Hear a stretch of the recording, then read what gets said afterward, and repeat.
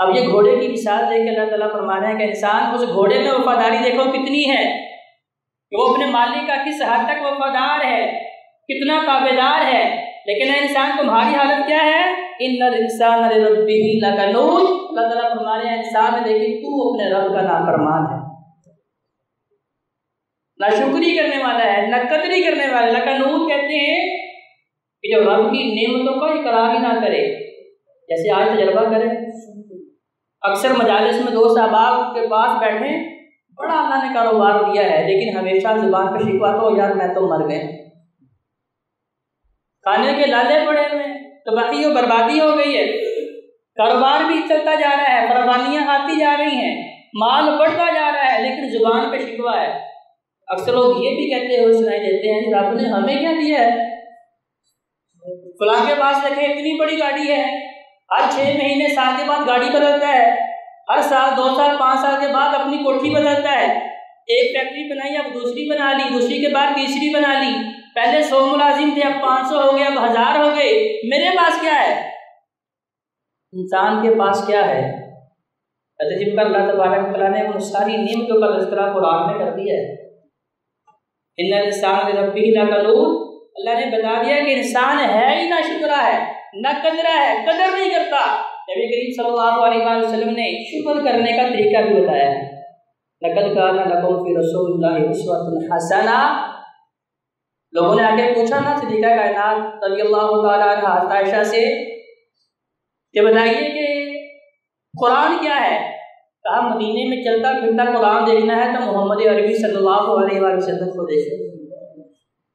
اب نبی علیہ السلام نے صرف نمازیں نہیں سکھائیں، نبی علیہ السلام نے صرف روزہ نہیں سکھایا، نبی علیہ السلام نے صرف حج عمرہ نہیں سکھایا، نبی علیہ السلام نے صرف یہ نہیں بتایا کہ آپ نے دعائیں کیسے کرنی ہیں، یہ سارے معاملات بھی بتائے ہیں، لیکن ان کے ساتھ ساتھ اللہ تبارک و تعالیٰ نے اب نبی کریم کی صورت میں ہمیں ایسا بہترین اسوہ بھی دیا ہے کہ اگر ہم نے رب کا شاکر بننا ہے تو کیسے بنیں گے؟ محبوب پیغمبر علیہ السلام نے فرمایا کہ تم اپنے سے نیچے والے کو دیکھو، انظروا الی من هو اسفل منکم، کہ جب تم اپنے سے نیچے والے کو دیکھو گے کہ بھی میرے تو نیچے بھی لاکھوں قسم کے لوگ ہیں، اگر میرے پاس گاڑی ہے گرچہ چھوٹی ہے لیکن کتنے لوگ ہیں جن کے پاس موٹر سائیکل بھی موجود نہیں ہے، اگر میرے پاس موٹر سائیکل ہے تو کتنے لوگ ہیں جن کے پاس اپنی سائیکل بھی نہیں ہے، اگر میرے پاس سائیکل ہے تو کتنے ایسے لوگ ہیں جن کے پاس اتنی سکت بھی نہیں ہے کہ سائیکل سے جو ہے وہ خرید سکے۔ ایک بزرگ کا واقعہ آتا ہے، عمرہ کرنے جا رہے تھے تو آپ کو پتہ ہے کہ جو لوگ عرب سے ہو کے آئے ہیں کہ ریگستان میں دوپہر کے وقت ریت کتنی تپ جاتی ہے، اور اس اللہ کے ولی کے پاس پہننے کے لیے جوتا نہیں تھا، اب عمرہ کرنے جا رہے ہیں، جب تپتی ریت پہ پاؤں رکھتے ہیں تو پاؤں جل رہے ہیں تو دل ہی دل میں اللہ سے شکوہ کر رہے ہیں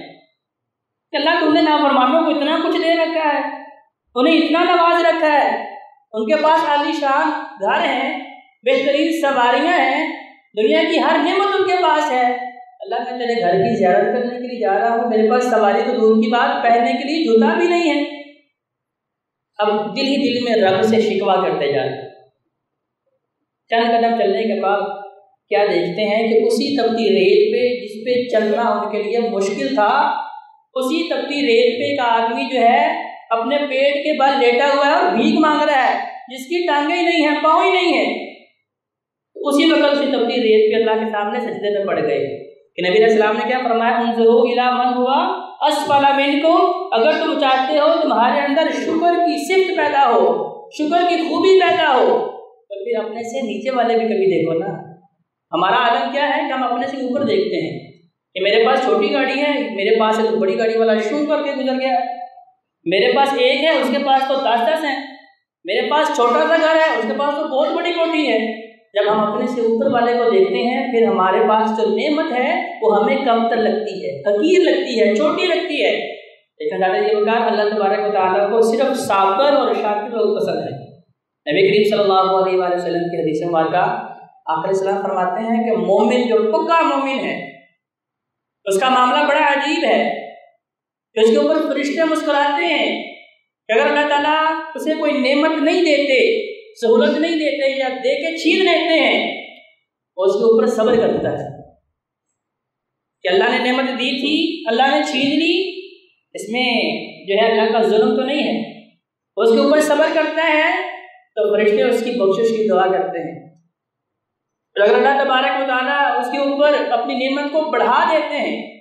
نعمت عطا کر دیتے ہیں اور وہ رب کا شکر ادا کرتا ہے تو اللہ کا وعدہ ہے کہ اگر تم شکر کرو گے تو میں اپنی نعمتوں کو اور زیادہ کروں گا۔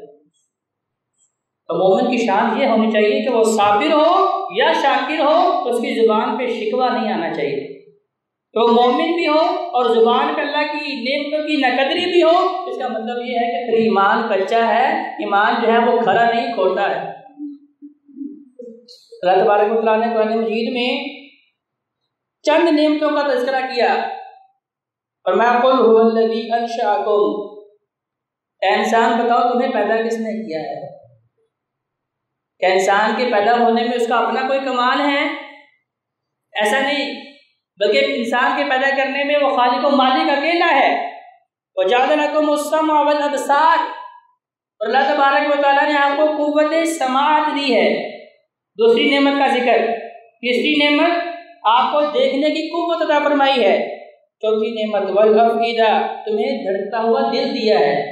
اگر صرف تم ان چار نعمتوں کے اوپر غور و فکر کر لو، قَلِيلًا مَا تَشْكُرُونَ، لیکن اللہ تعالیٰ فرمانے پھر بھی بڑے تھوڑے ہیں جو ان نعمتوں سے فائدہ اٹھانے کے باوجود بھی اللہ کا شکر ادا کرتے ہیں، وہ تھوڑے۔ اب دیکھ لیجئے کہ اگر اللہ تعالیٰ کسی بیماری میں مبتلا کر دے تو وہ پیسہ جس کے پیچھے بھاگ بھاگ کے انسان نے 50 60 100 سالہ زندگی کھپا دی، نہ حلال کی تمیز کی نہ حرام کی تمیز کی، خوشی غمی ہر چیز اس دنیا کے لیے، دنیا کے مال کے لیے قربان کر دی، لیکن اللہ نے جو تندرستی اسے دی تھی اب اس پیسے کے ذریعے اس تندرستی کو خرید نہیں سکتا۔ وہ نعمت جو رب نے اسے دی تھی اس کو پیسے سے خرید نہیں سکتا۔ میں نے پہلے بھی کئی بار آپ کو یہ واقعہ سنایا ہے کہ اخبارات کے اندر چھپا تھا، ایک بزرگ دل کا آپریٹ کرواتے ہیں، 8 دن ہاسپٹل میں رہے، بل آیا 80 لاکھ روپے، اور جب بل ان کے سامنے پیش کیا گیا تو بابا جی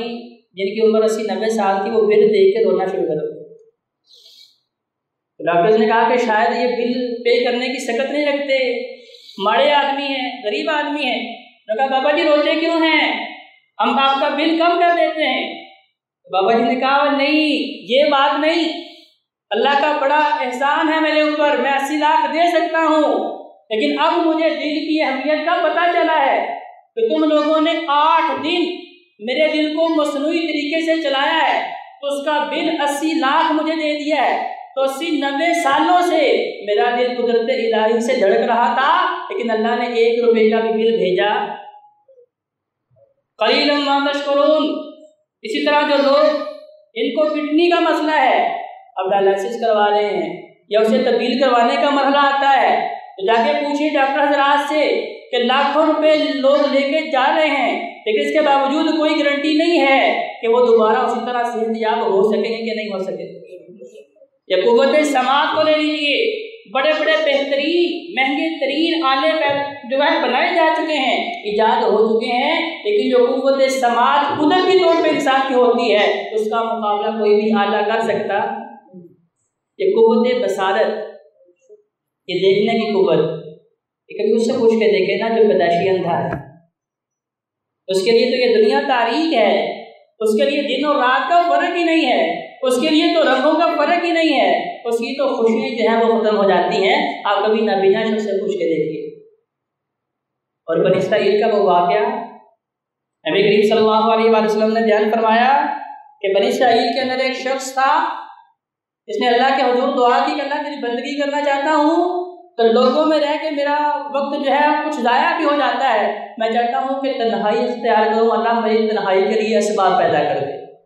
اللہ نے کہا ٹھیک ہے بھی جاؤ فلاں جزیرے پہ جاؤ، وہاں جا کے جتنی بندگی کرنا چاہتے ہو تم کرو۔ اب وہاں گیا، اب یقینی طور پہ انسان کا زندگی کا انحصار کھانے پہ بھی ہے، پینے پہ بھی ہے، کہ اللہ میرے کھانے پینے کا بندوبست کر دے۔ تو آپ دیکھیں ارد گرد سمندر کا انتہائی کڑوا پانی ہے نمکین ہونے کی وجہ سے، تو وہاں درمیان میں اللہ نے قدرت کی وجہ سے میٹھے پانی کا چشمہ جاری کر دیا۔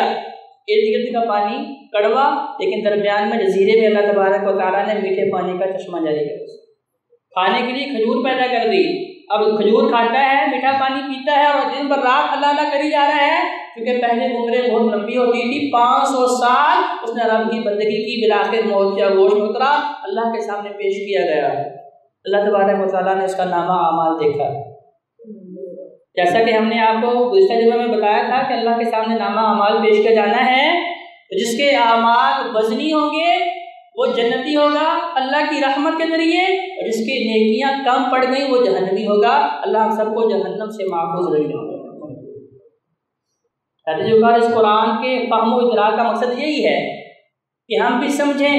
کہ جہنم سے محفوظ رہنے کے لیے کون سی صفات ہیں اور جنت حاصل کرنے کے لیے کون سی خوبیاں ہیں۔ اب اللہ کے دربار میں پیش کیا گیا، دیکھا بڑی جو ہے نیکیاں ہیں، نمازیں پڑھی، تہجدیں پڑھی، نوافل پڑھے، روزے رکھے، ذکر الہی کیا، دعا و مناجات کی، رب کو بڑا راضی کیا، 500 سال کی بندگی دیکھنے کے بعد اللہ تعالیٰ فرماتے ہیں فرشتوں میری رحمت کے ذریعے سے جنت میں داخل کر دو۔ بڑا ہی اہم نقطہ، آج 4 نمازیں پڑھ کے ہم اپنی نمازوں پہ تکبر و غرور کر رہے ہوتے ہیں۔ اگر اتفاق سے اللہ توفیق دے دے اور تہجد پڑھ لیں 2 دن تو ہمارے پاؤں زمین پہ نہیں لگتے، اگر فرضی روزے یا نفلی روزے 2-4 رکھ لیں تو پھر لوگوں کے اوپر اپنی نیکی کا جو ہے وہ روب ڈال رہے ہوتے ہیں۔ یہاں دیکھیں 500 سال کی بندگی، اللہ نے فرمایا جاؤ میری رحمت کے ذریعے فرشتوں اسے جنت میں داخل کر دو۔ اب وہ بندہ کہنے لگا اللہ رحمت میری 500 سال کی بندگی کدھر ہے؟ جیسے ہم اپنی نمازوں کا روب ڈال رہے ہوتے ہیں، اپنی بندگی کا روب ڈال رہے ہوتے ہیں، تو اس انسان کے دل میں بھی یہی تھا کہ میں نے تو بڑی بندگی کر دی، اب میرا کوئی مقابلہ نہیں کر سکتا۔ اللہ نے فرمایا اچھا چلو فرشتوں پھر میزان لگاؤ۔ یہ بغیر حساب کے جنت میں داخل کر رہے تھے، اللہم حاسبنا حسابا یسیرا، جو محبوب پیغمبر علیہ السلام دعا کیا کرتے تھے کہ اللہ ہم سے آسان حساب لینا۔ آسان حساب یہی ہے کہ رب دیکھے، کیونکہ رب نے دیکھنا تو ہے لیکن رب پوچھے نا کہ انسان تو نے یہ گناہ کیوں کیا ہے، رب صرف دیکھنے کے بعد یہ فرما دے اور میری رحمت کے ذریعے جاؤ جنت میں داخل ہو جاؤ۔ اللہ نے کہا فرشتوں اب یہ بندہ حساب پہ خود اپنے آپ کو آمادہ کر رکھا، اب ترازو لگاؤ، میزان لگاؤ، اب دیکھتے ہیں کہ جو نعمتیں میں نے اسے دی ہیں وہ زیادہ قیمتی تھیں یا جو بندگی اس نے کی ہے اس کا وزن زیادہ ہے۔ صرف بتاتے ہیں صرف ایک نعمت، اللہ نے یہاں 4 نعمتوں کا ذکر کیا سورہ ملک کے اندر کہ میں نے تمہیں پیدا کیا، میں نے قوت سماعت دی، سننے کی قوت دی، میں نے تمہیں دیکھنے کی قوت دی، میں نے تمہیں دھڑکتا دل دیا۔ 4 بڑی بڑی نعمتوں کا اللہ نے ذکر کیا، لیکن وہاں پہ ابھی اس بندے کا حساب اللہ تعالیٰ لینے لگے ہیں صرف ایک نعمت، آنکھ، اور دونوں نہیں، دونوں آنکھیں نہیں، صرف ایک آنکھ ترازو کے ایک پلڑے میں رکھی اور 500 سال کی بندگی، نمازیں، روزے، دعا مناجات، تہجدیں، اشراق، نوافل، سنتیں، سارا کچھ، ساری 500 سال کی بندگی ترازو کے ایک پلڑے میں رکھ دی۔ کہا فرشتوں وزن کرو، کیا 500 سال کی بندگی نے ہماری نعمت کا شکر جو ادا اس نے کرنا تھا اس کا حق ادا کر دیا ہے؟ جب وزن کیا گیا اس کے ایک نعمت کا وزن زیادہ ہو گیا اور انسان کی 500 سال کی بندگی کم پڑ گئی۔